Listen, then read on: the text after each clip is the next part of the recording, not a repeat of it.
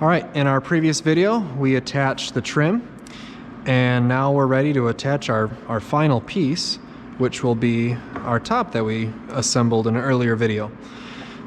You need a few things for this one. A ruler, some glue for the beginning part, and then you're going to need one of these 90-degree angle drills. You can ask me where I've got those tucked away. We are going to be using some different wood screws than we've used to attach our bottom assembly to our top. We're not going to be using Craig jig screws. We're not going to be using the screws used in basic for the step stool. We're going to be using these slightly fancier 2-inch wood screws that are better equipped for attaching to hardwood. Okay, they're still a Torx bit. However, just to make things extra difficult, it is a different size Torx bit. So when you're looking for this drill, I'll make sure to have the bit you need, but just be aware that they are different. Well, at least at the time of recording this video, they're different. We'll see what keeps happening. So anyway, the setup here before you start putting glue down and attaching things is we need to center the bottom assembly to the top. And it's the exact same thing as far as X and Y goes that you did with the step stool. However, everything here should be the same. You know, we tried to, you know, if like I said, in a perfect world in a CAD model, everything should be the same. One thing to kind of where do you start from and start going off of is that in a perfect world, you know, in a CAD model, these 45s on the legs should match the 45s on the top. Now, don't just blindly go with that. Still measure. And yours might, I'm going to say, like I said, I'm going to say X because I don't know, yours might be different than mine, depends on how things all come together. But just for me, it looks like I'm like a 16th shy of 2. And again, figure out your own. So 16th shy of 2, just shy of 2, just shy of 2.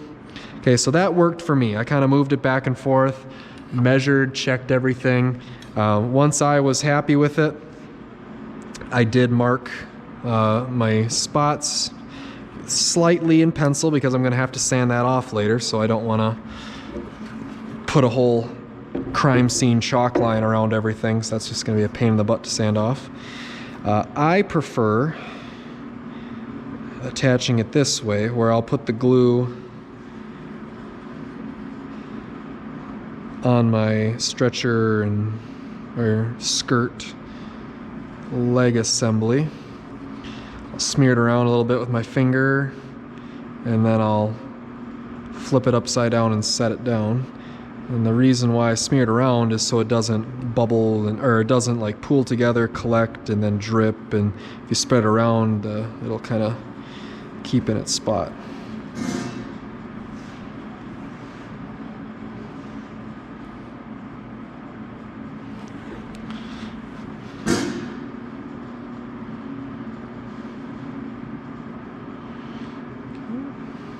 Looks good.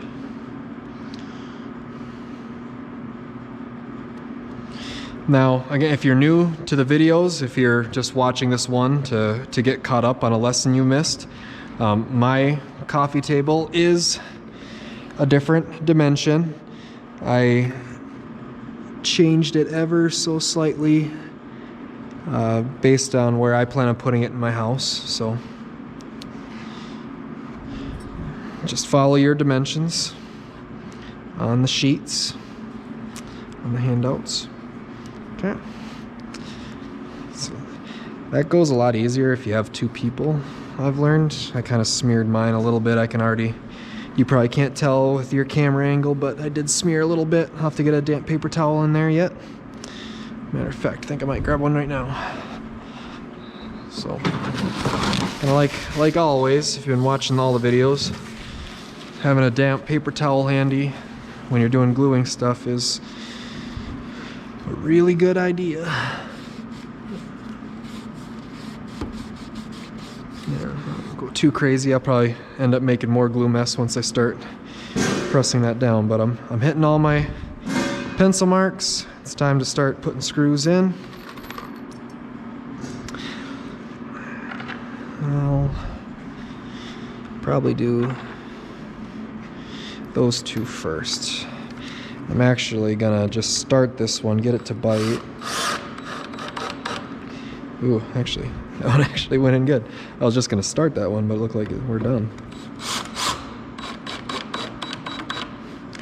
Okay, now this one, these you gotta be really careful with. Like I've got a manual one that I do want to start using. Don't want to get too greedy with.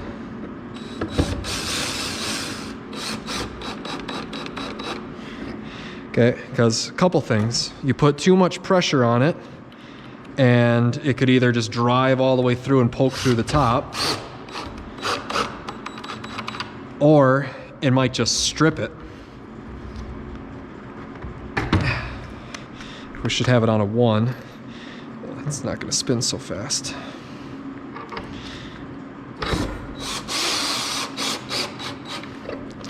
Now, hopefully you counterboard to the correct depth. Really important that you do that. We can actually just do a little exercise here. Use this pencil, guys. Okay, you are supposed to counterbore 1 5/8 down. Okay, so I'm going to use this as a depth stop, and I'm going to check. Look at that, 1 5/8. Okay, you can do that before you start this whole gluing and assembling phase. If you went too shallow, you didn't go 1 5/8, those screws aren't going to hit this board, and you're going to drop these screws and they're just going to sit there and spin. I've had that happen a lot with students.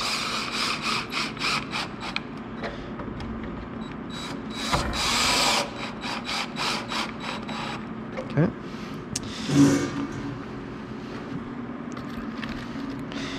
Just gotta figure out where haven't I been yet. The outside 2. Middle 2 are probably my last ones, I think. Okay. And then so we talked about going too shallow, and like I said, the screw will drop in and it'll just spin. It'll just sit there. Similar to if you stripped it out.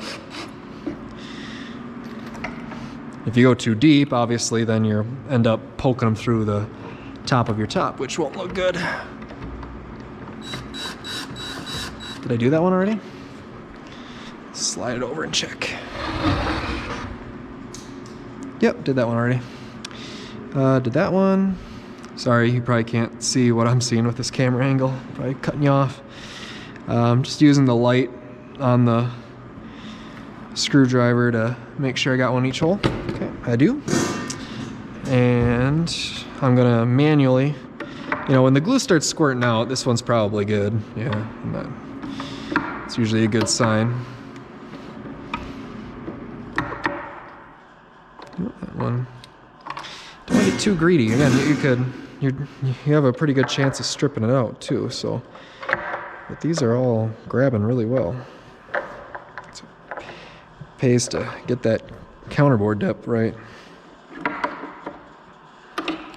Wow. Yeah, that one over there, I feel like I want to tighten it more, but it doesn't look like it needs it. Looks like it's pretty flush. We'll see. Come on. What's going on here?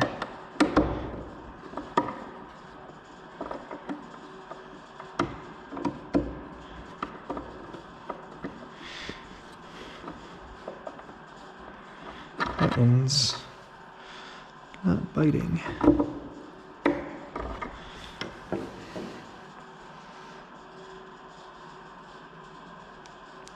Okay, so we gotta potentially fix that one. Let's see here. Fortunately, all the other ones are biting really good. You may not have 100% success rate, but like I said, if none of them are biting, chances are your counterbores didn't go down deep enough. If they weren't, if you do the depth gauge and you check and you find out, this is the one. There is a way to fix it. Just come ask me. What we'll end up trying to do is we'll attach the 3/8 drill bit. We'll attach it to this and go in here. We'll end up having to put a piece of tape on the drill bit, and then we'll have to stop at the tape line, which is easier said than done. So what's wrong with this one? Ooh, okay, that bit. Must not have Maybe I just dropped that one in and never actually tightened it, so you guys can check the replay and see what I did wrong. Yeah, that's my guess. I probably dropped a screw in there and just never tightened that one. I think I dropped 2 screws in it, never tightened it. Okay. All right, that is it. Now's a good time when it's upside down.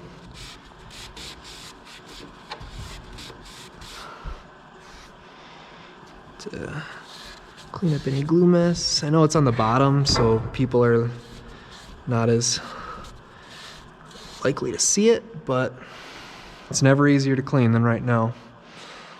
I'm trying to see if I got my... Okay, we'll be all right. Get my fingernail in there. So just look around. Just doing a little heavy on the glue over there. Okay, so we're getting there.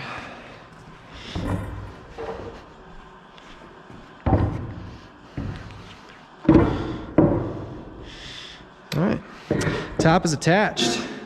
Now we're going to give the top a once over with the electric sander, just to make sure everything's nice and smooth. And then we are going to use the portable handheld router, and we're going to put a round over edge on this. Then after that, it's just a little kind of touch up, clean up, fill some nail holes, just kind of round some corners on stuff, and then we'll stain and poly and be done.